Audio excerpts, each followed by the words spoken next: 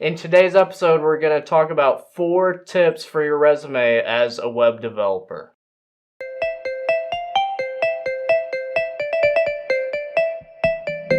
Hey, what's up? I'm the Coder Kid. And I'm Mr. Miyagi, and welcome to our show.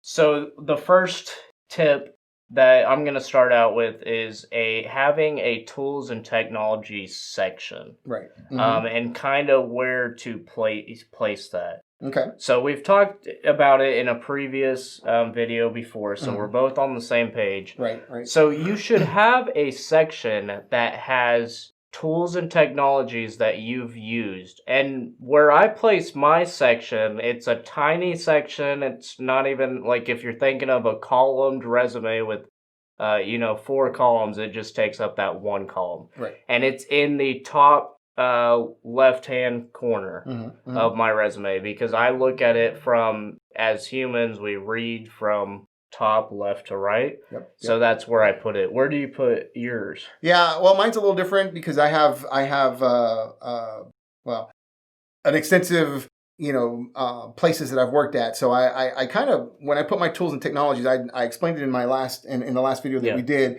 Underneath the last position that I had, with a little code word or section that said frameworks, and I list out all of the technologies that I used in that particular role. So that's where I place it. See, I put it in both. So I have, in both? Okay. I have like a highlighted section that says, all the, and it's a compiled list of everything I've used. Right. Or everything relevant. I don't put every single thing because some things aren't, like PHP, I'm not putting in that because it's not on my resume. Even though I have experience. But but the longer you go in your career, though, you tend to have more and more technology pieces that you've worked with over the years.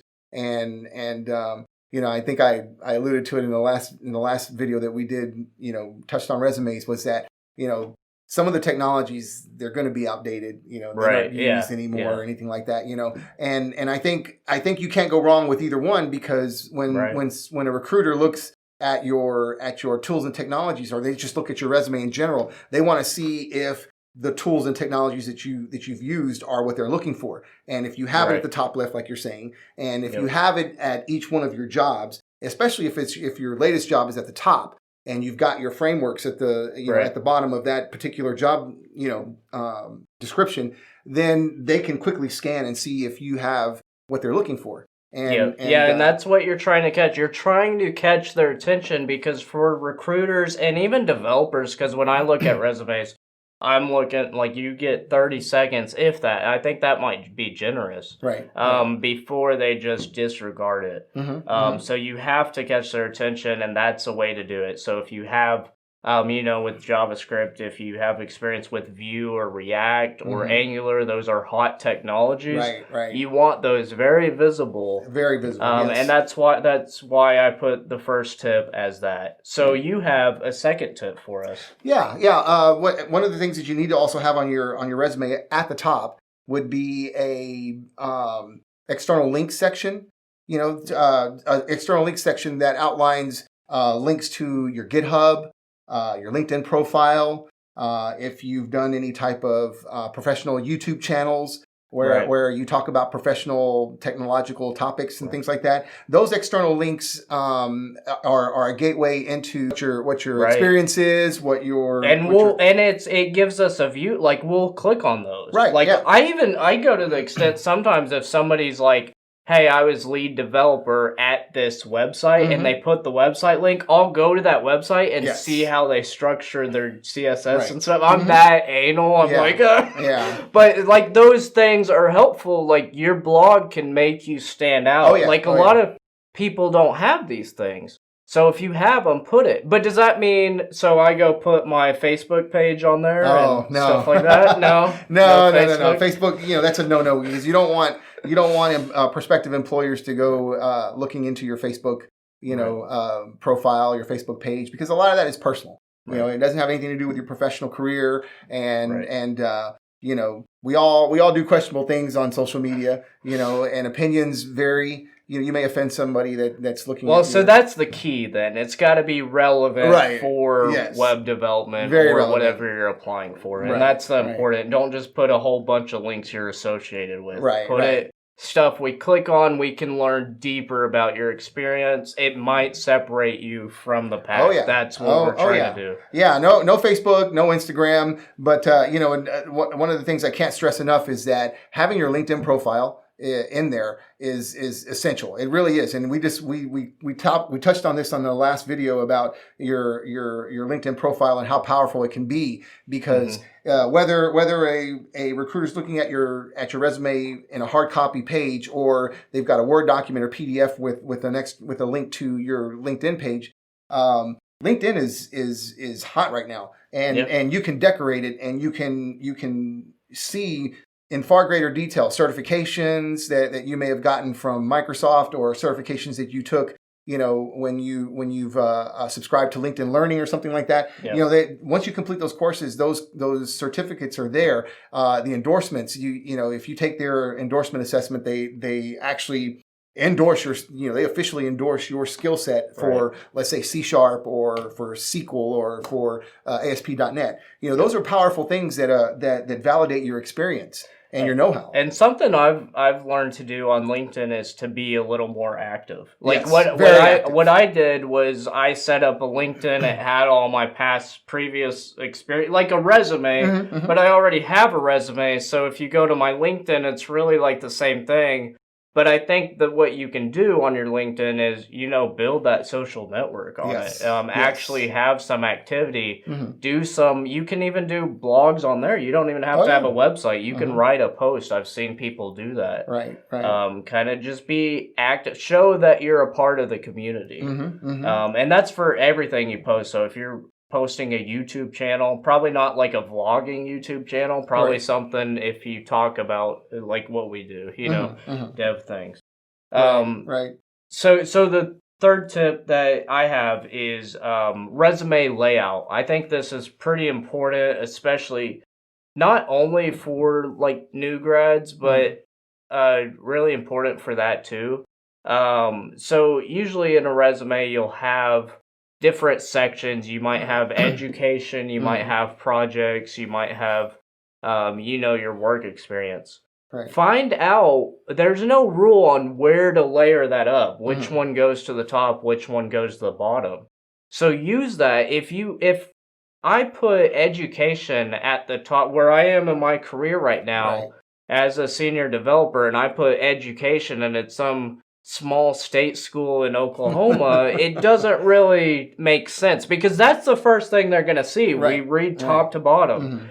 We don't want to do that, or I wouldn't recommend it. But if you're a new grad and say you come from Stanford or MIT, like, you would obviously want that at the top, because you have no work experience. Exactly. And I think that also comes into where you are in your career. If you're a new college grad, your academic experience and your academic grades and the associations that you had, hackathons that you referred to earlier, those stand out. Those are important when you're trying to get into software development, when you're trying to get your foot into the door of a company. The only thing you have is your academics, and that is where junior developers, entry-level developers need to focus their resumes on.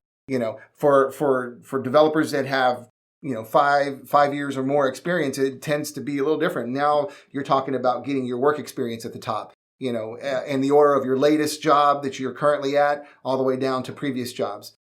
So it definitely depends on where you are in your career and how many years you have going in, or if you're a new grad. So, and I'll dive into that. Like when I was a new grad or looking for internships, obviously when I had a couple internships, that was at the top. But before I had any professional experience, I actually put projects up at the top.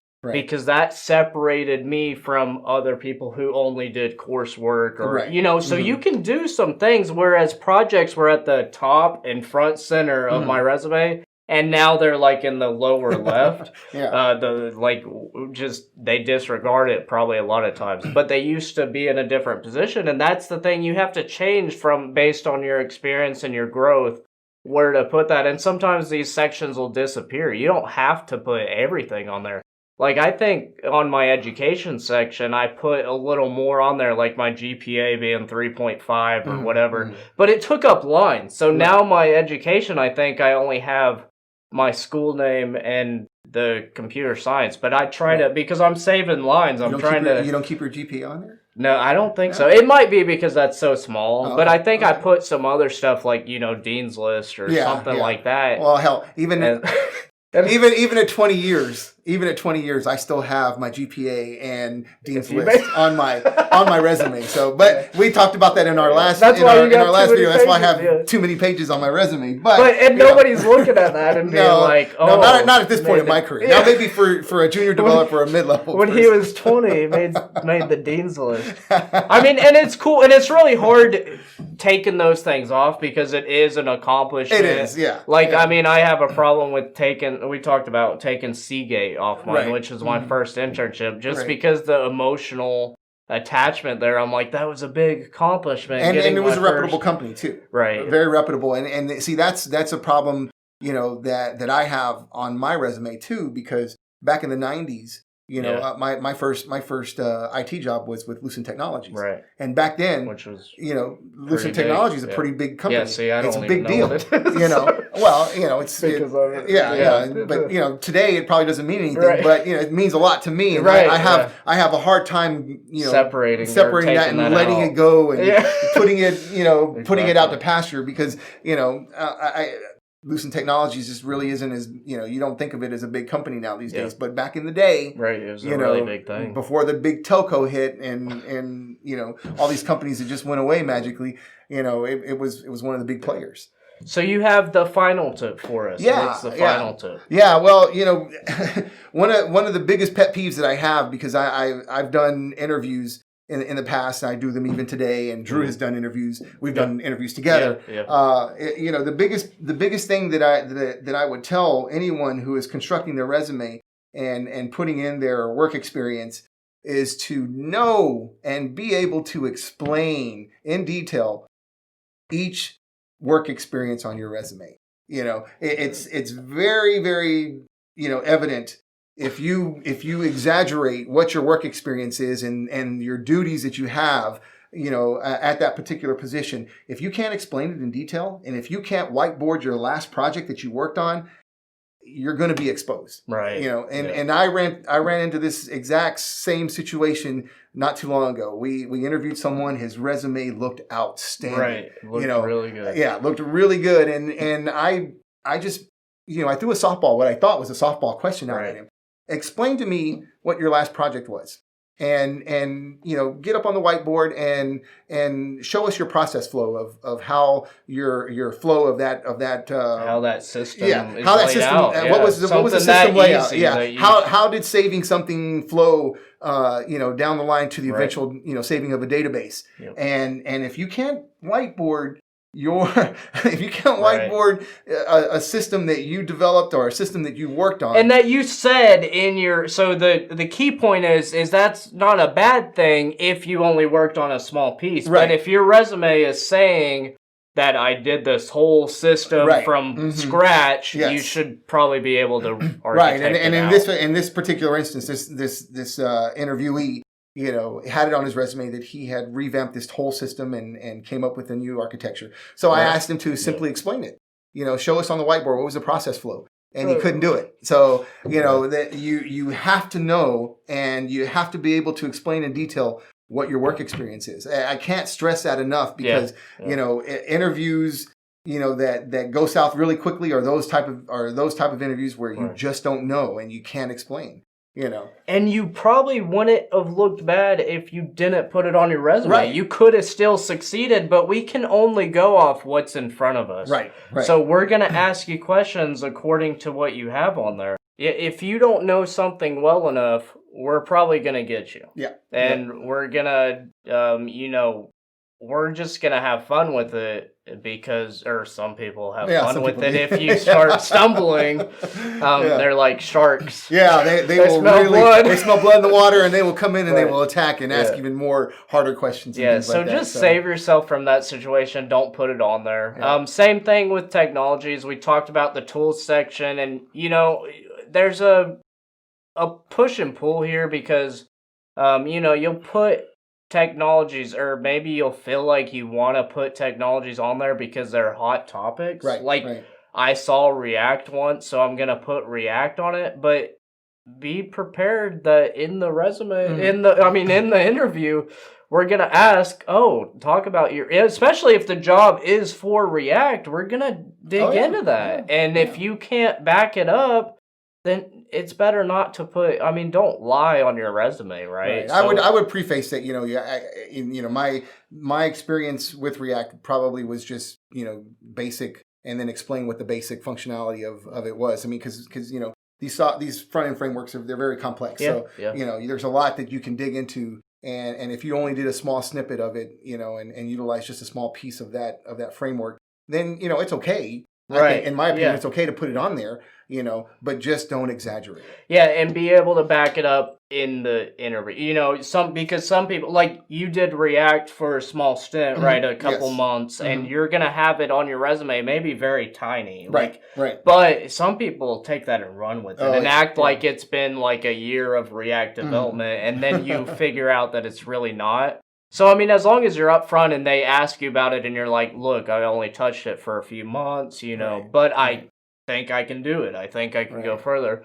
Right. We're fine with that. So you can still put it on there. Just be able to talk about your experience realistically. Yep. So don't exaggerate, and know what you're talking about, or be able to talk about what's on there. Yep. So I think we can go ahead and end this piece here. It's a lot of good information, and I think it's important.